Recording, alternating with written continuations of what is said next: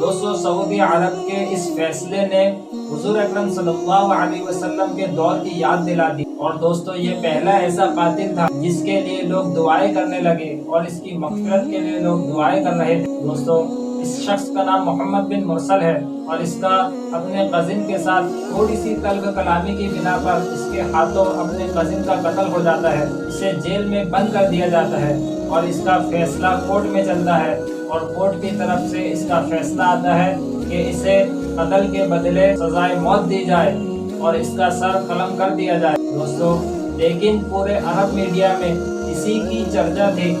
کہ یہ ایک امیر ترین شخص تھا۔ محمد بن مرسل کا جو قبیلہ تھا بہت امیر ترین تھا، اور انہوں نے مقتول کے ورثہ کے پاس دیت کے طور پر بہت ساری چیزیں پیش کی۔ ایک بیگ کے اندر بہت سارا کیش بھر کر مقتول کے ورثہ کے سامنے پیش کیا کہ شاید پیسہ لے کر معاف کر دے،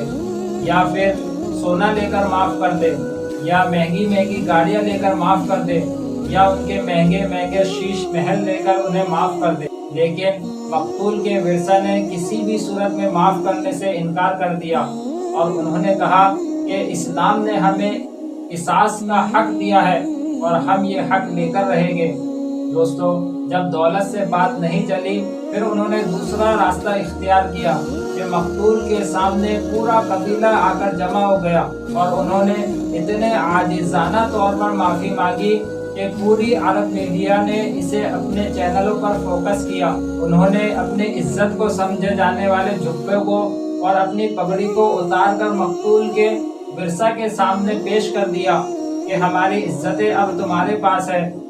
اور ایک جانور کی طرح ایک کھوٹے سے اپنے گلے کو باندھ کر کہ جیسے ایک جانور کسی کے کھوٹے پر بندھا ہوتا ہے اسی طریقے سے معافی مانگنے لگے،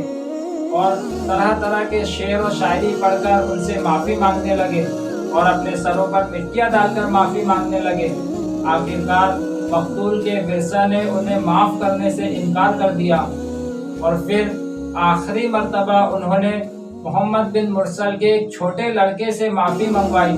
اس چھوٹے لڑکے کا اتنا بھولا اور اتنا پیارا انداز تھا کہ جس نے بھی اس بچے کو دیکھا اس کی آنکھوں میں آنسو آ گئے، لیکن اس کی بنا پر بھی مقتول کے ورثہ نے اسے معاف کرنے سے انکار کر دیا۔ بالآخر وہ تاریخ آ گئی کہ جس دن محمد بن مرسل کو سزا ہونی تھی، اور وہ تاریخ تھی 20 سپٹمبر 2023، اور اس تاریخ کو محمد بن مرسل کا سر قلم کر دیا گیا اور اسے سزائے موت دے دی گئی۔ یہاں یہ بات سامنے آتی ہے کہ مقتول کے ورثہ کو چاہیے تھا کہ وہ اسے معاف کر دیتے، لیکن دوسری جگہ انصاف دیکھیے کہ ایک امیر ترین قبیلہ اور ایک غریب قبیلہ، لیکن انصاف کا تقاضا دیکھیے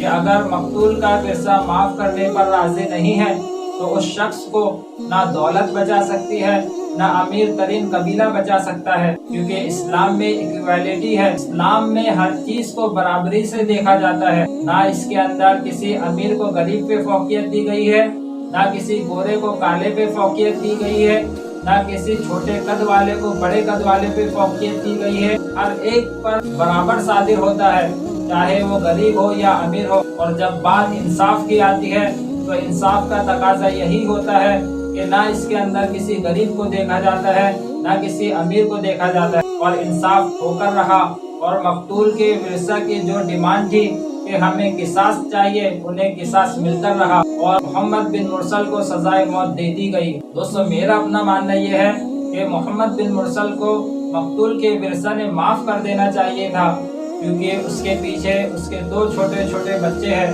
اور اس کی بیوی تھی اور اس کی ماں تھی۔ لیکن دوستو آپ کیا سوچتے ہیں؟ آپ کی کیا رائے ہے؟ کمنٹ باکس میں ضرور بتائیں۔ کیا محمد بن مرسل کو معاف کر دینا چاہیے تھا یا وہ سزا کا مستحق تھا؟ کمنٹ باکس میں ضرور بتائیں۔